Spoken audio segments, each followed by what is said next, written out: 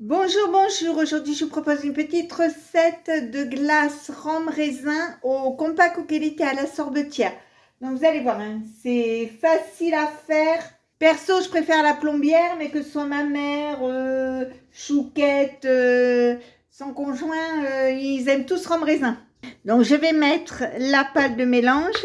Je mets 50 g de raisin sec. Je mets 10 centilitres de rhum. Je remue de temps en temps. Et je vais les laisser trempouiller pendant 30 minutes. Et dans 30 minutes, on commencera la préparation. Dans le bol du robot, je mets la pâle de mélange. Je mets 100 g de sucre en poudre. Je mets 15 g de maïzena. Je mets 3 jaunes d'œufs. Alors, comme l'été, je consomme beaucoup de jaune. Je mets les blancs dans des poches. Congélation, je marque, bon, blanc d'œuf, le nombre. Je les mets au congélateur et donc l'hiver, je les ressors pour faire des congolais, des macarons, des meringues, enfin pour faire des choses où on a besoin de blanc d'œuf. Et ce qui est bien, c'est que les blancs d'œuf se congèlent très facilement.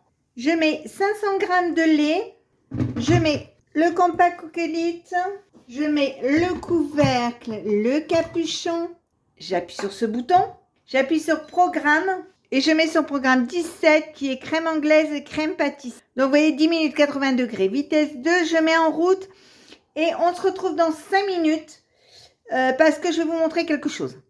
Alors si vous aimez plus aromatisé, vous pouvez mettre plus de rhum. Moi je pense qu'avec 10 centilitres, il y a assez. Par contre, après, vous pouvez en mettre un peu plus si vous voulez un peu plus.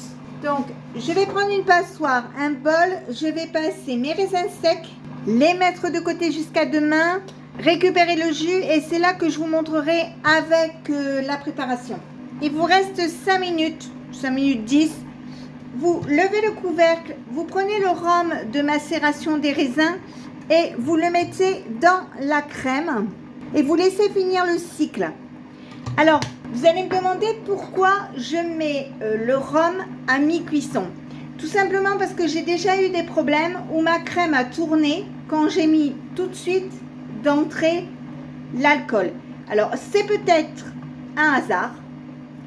Ça s'est peut-être fait par hasard. Enfin, peut-être pas forcément par hasard parce que moi, ça s'est fait 2 ou 3 fois.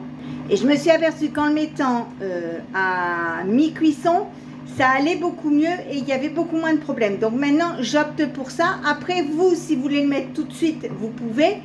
Mais moi, je suis plus méfiante. C'était une parenthèse de la vie de Chouillot. C'est terminé, on va l'ouvrir. Donc, vous prenez de la crème, vous passez votre doigt. Elle ne tombe pas. Elle a un bon goût de rhum. Moi, c'est juste les raisins secs que j'aime pas. Donc, je prends un pichet comme ceci. Je mets ma crème à l'intérieur. Je vais filmer au contact là, comme je vous ai déjà expliqué. Ceux qui me suivent, ceux qui ne me suivent pas, enfin qui me connaissent depuis peu, je vais leur expliquer. En fait, mon papier cellophane comme ceci, je le mets au frigo et après, j'ai pas de problème quand je le déroule. Alors, je filme au contact pour éviter qu'il y ait une croûte désagréable qui se fasse. Je vais laisser refroidir à température ambiante pendant jusqu'à temps que ce soit froid. Et après, je le mettrai au frigo jusqu'à demain. Et demain, je continuerai la glace. Me revoilà. Donc, j'ai sorti ma crème du réfrigérateur. Je prends ma sorbetière, je l'installe. Donc, je l'allume. Elle se met en route. Je vais verser ma crème par l'orifice. Alors, je vais laisser tourner la sorbetière jusqu'à temps que la glace prenne un petit peu. Et quand la glace aura commencé à prendre, j'ajouterai mes raisins secs pour la bonne et simple raison que dans les raisins secs, il y a de l'alcool qui n'est pas cuit, contrairement à la crème. Et donc, ça risque de retarder un peu le processus de glaçage.